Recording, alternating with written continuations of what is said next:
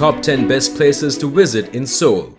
Seoul, South Korea is an energetic and energizing city, one that deftly consolidates old history with super current plan and innovation. The city is loaded up with a wide scope of vacation spots. It's additionally known for its food, with a heavenly exhibit of road food, Korean strengths like the grill, and top-notch food alternatives. Find the best activities in this energizing city with our rundown of the top vacation spots in Seoul. So let's discover the top 10 best places to visit in Seoul. Number 10. Seoul Tower. Transcending the city, this communication and observation tower gives sensational perspectives on the city from its route in favor of Mount Namsan. A streetcar whisks you up the side of the mountain to the base of the pinnacle.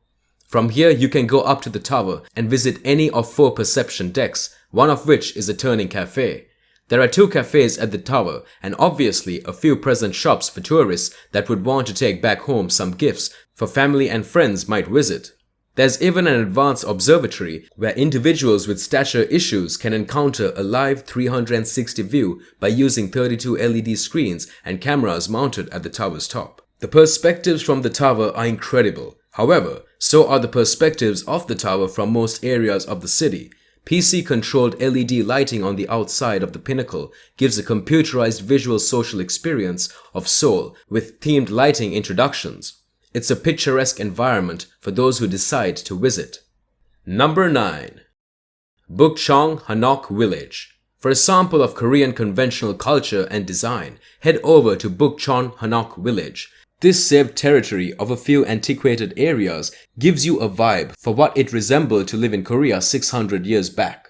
It's a privileged infocal Seoul in the region between Gyeongbokgung Palace and the Cheonggyecheon Palace.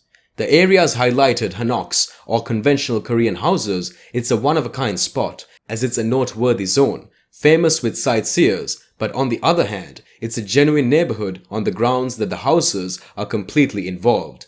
A portion of the Hanoks are presently guest houses and overnight boarding houses, and a couple is galleries and can be visited.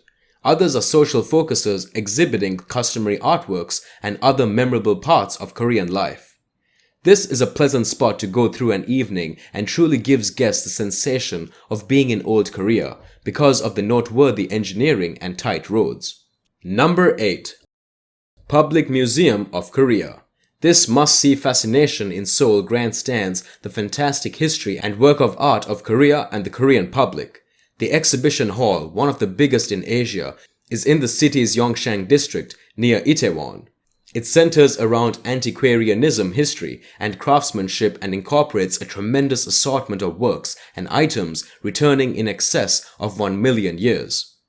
There are old and ancient curios, figures, works of art, and other fine art alongside an enormous assortment of items and collectibles. Previously or after your exhibition hall visit, you might want to head down the road to Yongsan Family Park, a pleasant outside space to unwind. Another significant exhibition hall, the War Memorial of Korea, is likewise close by.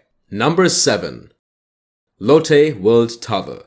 One of the most current attractions in Seoul is the Lotte World Tower high-rise. It's 500 meters over the ground and one of the world's tallest, presently the 5th, structures. There are a few indoor and outdoor perception zones called Seoul Sky at the top on the 123rd floor. The sights can only be described as breathtaking, both during the day and around evening time, and you can see every nook and cranny around the city. On the 118th floor, there's the sky deck with the world's most noteworthy glass floor. Like wizardry, the floor changes from murky to clear, frightening clueless guests. In any event, getting to the top is fun, and the excursion is done by means of overly quickly. 2-layer lifts with windows on one side and LED screens on the other 3 and the roof. Inside the pinnacle are workplaces, extravagant homes, and an inn. There's additionally an aquarium and a huge shopping center. The pinnacle is home to a show lobby and a cutting-edge 21-screen movieplex. Number 6.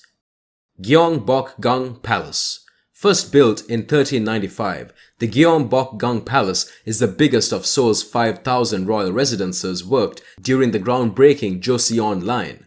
Obliterated and revamped a few times throughout the long term, it was re-established to its unique greatness after the Second World War and completely re-established during the 1990s.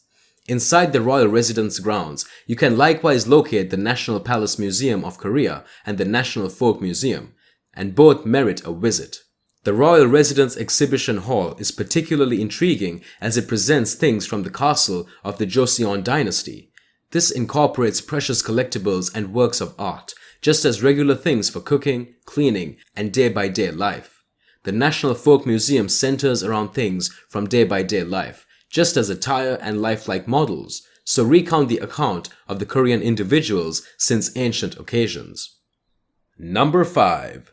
Seoul Museum of Art. Situated behind the Gyeongbokgung Palace, Sema, as it's known to local people, has a huge assortment of craftsmanship, essentially from the cutting-edge period. The workmanship gallery centers around Korean craftsmanship, and Korean craftsmen, however, has a good choice of worldwide works and makers. Changing brief and visiting presentations additionally exhibit one-of-a-kind assortments and craftsmanship. The assortment is shown more than 3 stories in a huge structure that was some time ago the home of the Korean Supreme Court. The gallery has 2 extra satellite areas in different pieces of Seoul, and this component turning shows from the historical center's primary assortment just as uncommon displays. Number 4.